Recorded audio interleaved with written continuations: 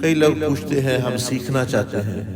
یاد رکھیں یہ انگریزی کا ایک مقولہ ہے، if you become the seeker the universe becomes the teacher.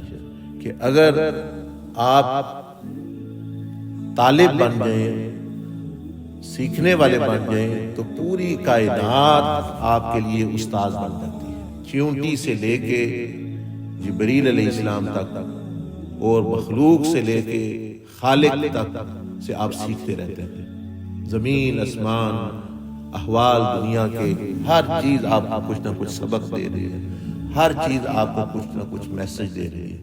لیکن شرط یہ ہے کہ آپ میں سیکھنے کی طلب ہو، آپ طالب ہیں، بندے کے اندر وہ ذوق ہو، شوق ہو، تو اس کے ہر ایک چیز سکھائے گی، ہر ایک دن سے وہ سیکھے گا، ہر ایک بندے سے سیکھے گا.